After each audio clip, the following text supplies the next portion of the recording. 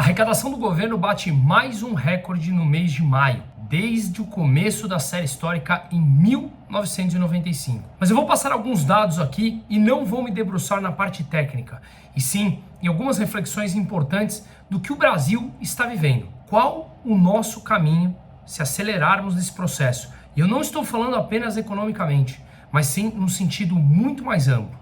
Então vamos refletir a respeito disso.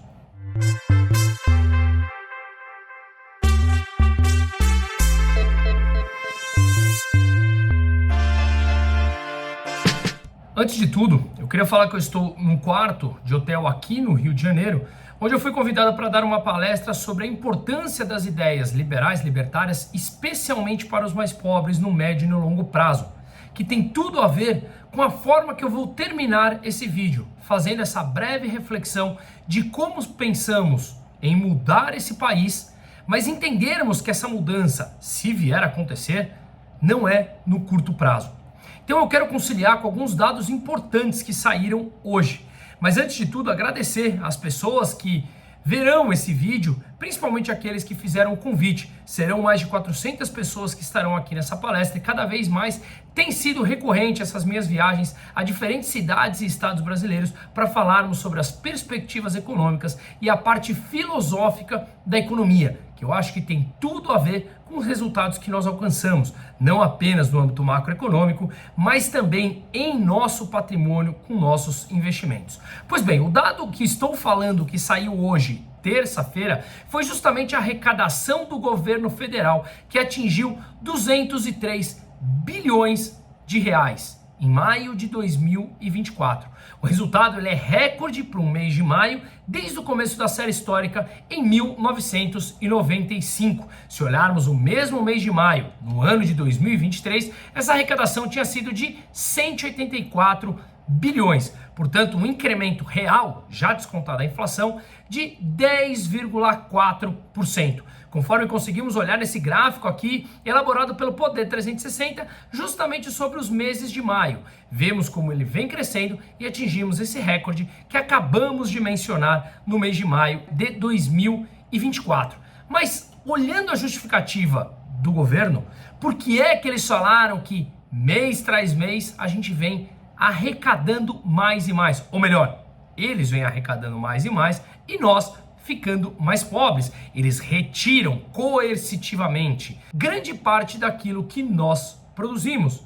Não deixa de ser um roubo quando alguém toma de você grande parte daquilo que você produz sem que você saiba para onde será destinado, ou mesmo você não necessariamente é usuário daquele serviço que ele está disposto a prestar, muitas vezes de péssima qualidade, a um custo muito alto. Não vejo outro nome que senão roubo. Mas isso sim entra já na questão filosófica. Voltando aos dados aqui, o governo justificou que alguns pontos principais para arrecadação recorde. O primeiro deles, ele citou indicadores macroeconômicos. Claro, nós vemos aqui, e vamos citar daqui a pouco, não apenas com o meu nome, mas um outro pesquisador econômico falando sobre esses dados. Pois bem, indicadores macroeconômicos em que o governo abertamente fala que a economia está crescendo. Em números, realmente está. Mas grande parte do que vemos ainda tem uma resiliência dos serviços por conta de um mercado ainda forte. Por quê? Por aumentos de salário acima da inflação, sem aumentar a produtividade. Você aumenta os salários por decreto, que já tivemos a oportunidade de explicar em diversos outros vídeos. Quando você aumenta o salário acima da inflação, sem o aumento da produtividade, mais cedo ou mais tarde, essas pessoas serão mandadas embora, ou então os empresários repassam no preço do produto final e principalmente os mais pobres acabam sofrendo com uma inflação maior. Além disso, nós vemos um comportamento muito claro onde os gastos da família, que é uma das partes da equação do PIB, do Produto Interno Bruto, tem sido pujante justamente por transferência governamental. Os incrementos dos Bolsas Famílias e qualquer outro programa governamental que hoje já representa 1,5% do PIB. Ou seja, não crescemos em produtividade. Pelo contrário, fiz um vídeo na semana passada explicando que estamos estagnados há 35 anos em produtividade.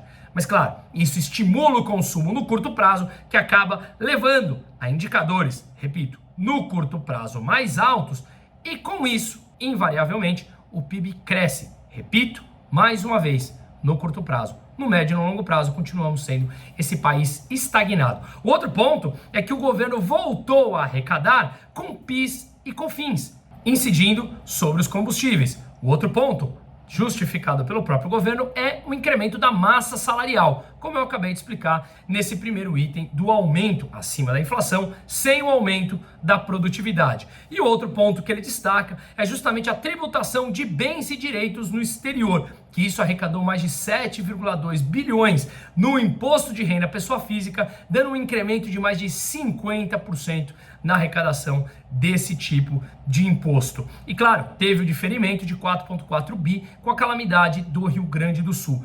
Vemos aqui a exceção do diferimento no Rio Grande do Sul, que tudo do incremento que o governo federal vem conseguindo pela arrecadação, nada mais é do que tributar as pessoas e tributar as empresas, tirando, portanto, a nossa capacidade de investimento, de consumo, mudando regra no meio do jogo, e isso deixa as pessoas com o menor poder de consumo no médio e no longo prazo. A exceção daqueles que ganham mais Bolsa Família, a exceção daqueles que aumentam o seu salário e ele não precisa ter um incremento de produtividade, porque são aposentados ou pensionistas, né, ou pessoas que recebem os auxílios governamentais e, portanto, isso se traduz em consumo de curto prazo, que eleva o PIB no curto prazo. Mas, repito, não temos incremento da produtividade como um todo. Repito isso porque é importante ser frisado. Portanto, olhando de janeiro a maio apenas de 2024, a arrecadação alcançou 1,1 trilhão de reais. Representa uma alta de 8,72% em termos reais, já descontados a inflação, com o mesmo período de 2023. 1,1 trilhão de arrecadação de impostos federais de janeiro a maio de 2024.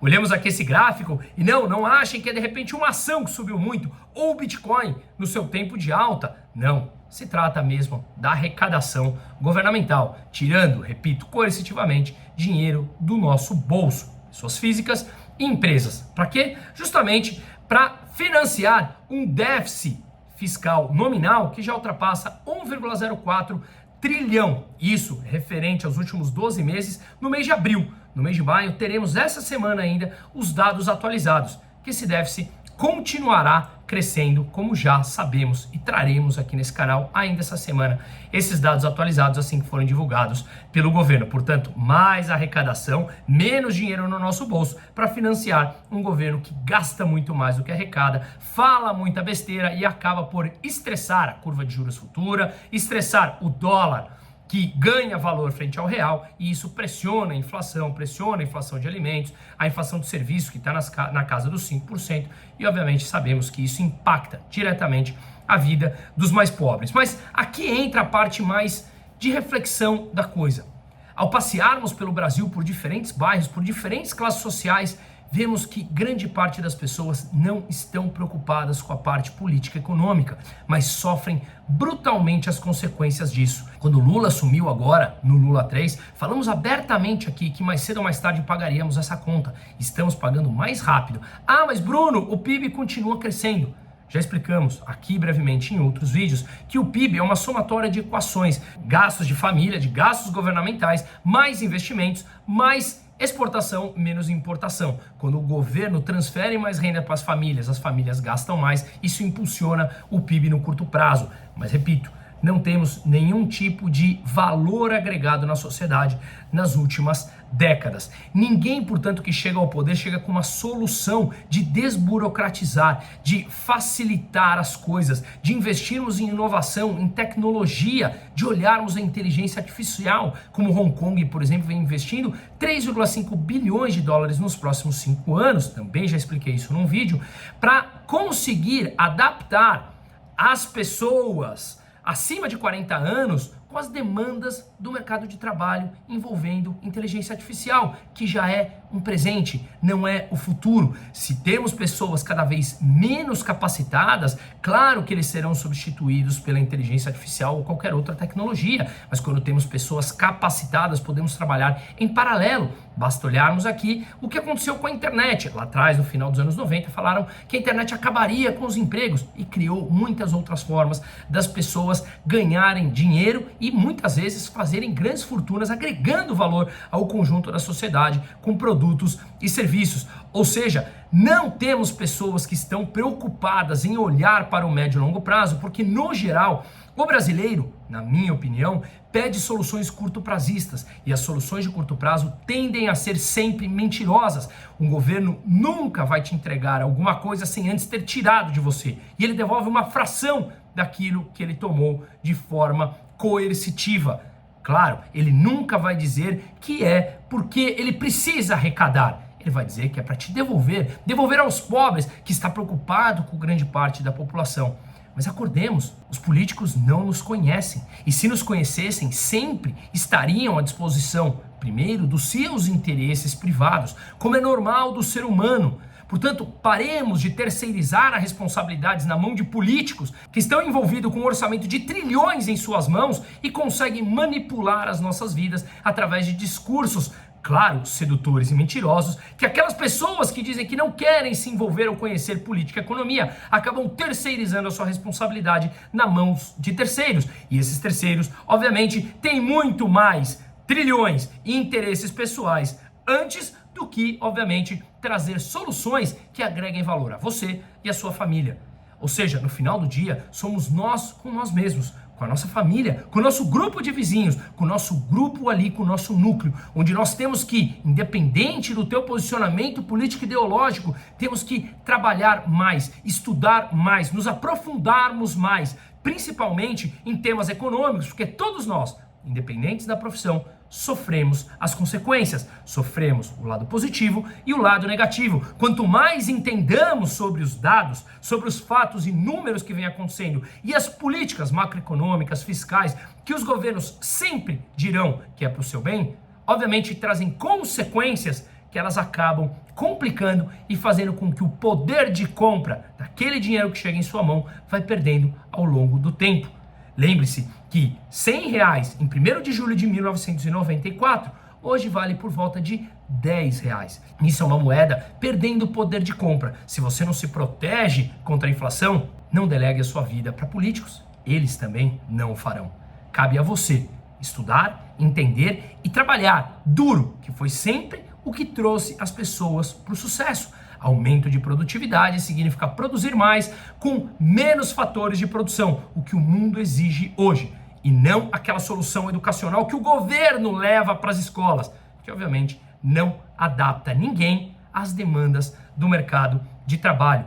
Lembre-se, nenhum político nos conhece a fundo, somos nós com nós mesmos, e é assim que tem que ser, sem nos vitimizarmos e estudarmos, não terceirizarmos essa responsabilidade. Enquanto isso que eu estou gravando, quase 5 da tarde na terça-feira, temos mais um dia de mercado brasileiro caindo quase 0,5%, com o dólar subindo mais de 1%. Um dólar a R$ 5,45. Curva de juros futura todas subindo, graças às políticas de gastar mais do que arrecadar. E obviamente isso implica em um custo maior de captação para as empresas, de dinheiro que precisam para investir, e do próprio governo, que precisa dos investidores emprestando dinheiro para ele, comprando seus títulos públicos, para conseguir fechar esse buraco que mesmo assim não está fechando. Ou seja, entendamos todo o processo e paremos de terceirizar as nossas vidas nas mãos de políticos e burocratas. Somos nós por nós mesmos e temos que nos unir.